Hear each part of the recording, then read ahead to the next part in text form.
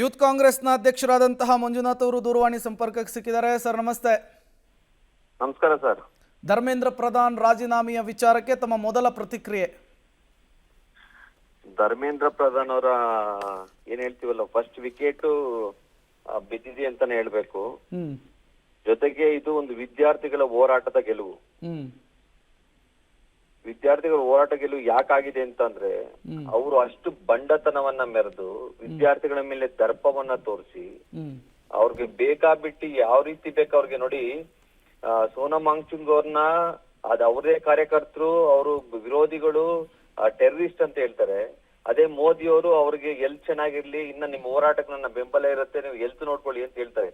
ಇಲ್ಲಿಯವರೆಗೂ ಹೋಗಿ ತಾವು ರಾಜೀನಾಮೆ ಕೊಟ್ಟಿದ್ದಾರೆ ಅಂತ ಅಂದ್ರೆ ಇದು ವಿದ್ಯಾರ್ಥಿಗಳ ಗೆಲುವು. ಈ ಹೋರಾಟ ಹೀಗೆ ಮುಂದುವರಿಬೇಕು.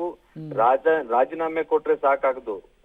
ಏನಂದ್ರೆ ಮುಂದಕ್ಕೂ ಕೂಡ ಯಾರು ಕಾನೂನನ್ನ ಕೈಗೆ ತಗೊಂಡಿದ್ರು ಅವ್ರ ಆಫೀಸರ್ಗಳ ಮೇಲೂ ಕೂಡ ಅವ್ರಿಗೆ ಏನು ಒಂದು ಖಂಡಿತವಾಗಿ ಕಾನೂನು ಕ್ರಮ ಕೈಗೊಳ್ಳಬೇಕು. ಜೊತೆಗೆ ಅಮಿತ್ ಶಾ ಅವರು, ನಮ್ಮ ಒತ್ತಾಯ ಅಮಿತ್ ಶಾ ಅವರು ಕೂಡ ರಾಜೀನಾಮೆನ ಕೊಡ್ಲೇಬೇಕು.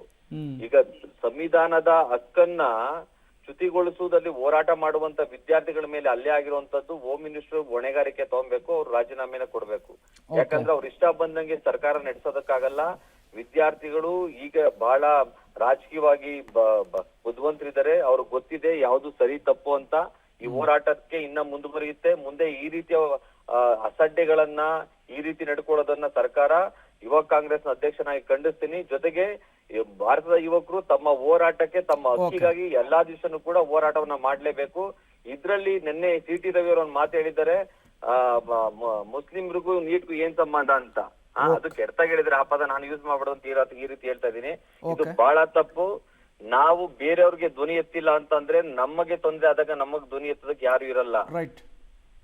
ಆ ಉದಾಹರಣೆ ಇಟ್ಕೊಂಡು ಅವರು ಹೋರಾಟದಕ್ಕೆ ವಿದ್ಯಾರ್ಥಿಗಳ ಪರವಾಗಿ ಈ ಭಾರತ ದೇಶದ ಪ್ರಜೆಯಾಗಿ ಬಂದು ಹೋರಾಡ್ತಾ ಇದ್ದಾರೆ.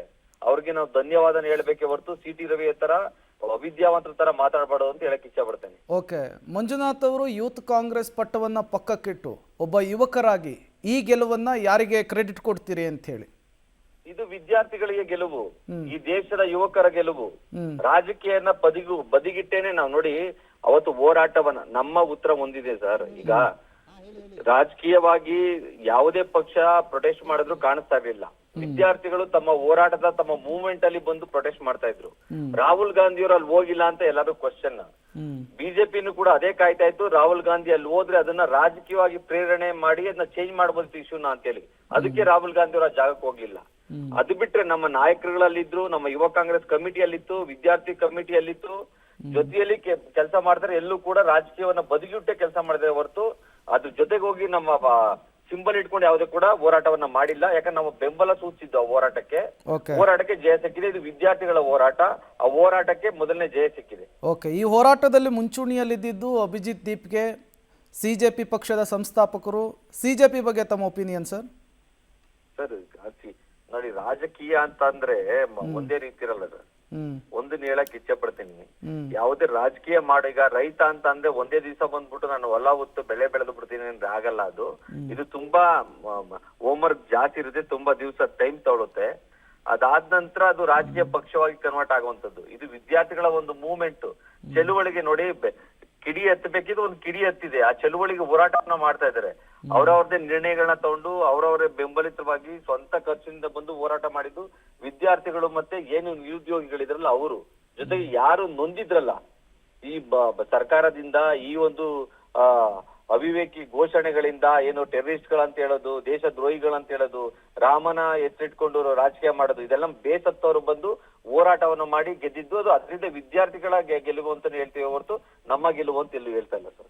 ಓಕೆ, ಥ್ಯಾಂಕ್ ಯು ಮಂಜುನಾಥ್ ಅವರೇ, ಇಷ್ಟೊತ್ತು ಪಬ್ಲಿಕ್ ಟಿವಿ ಜೊತೆ ಮಾತನಾಡಿದ್ದಕ್ಕಾಗಿ.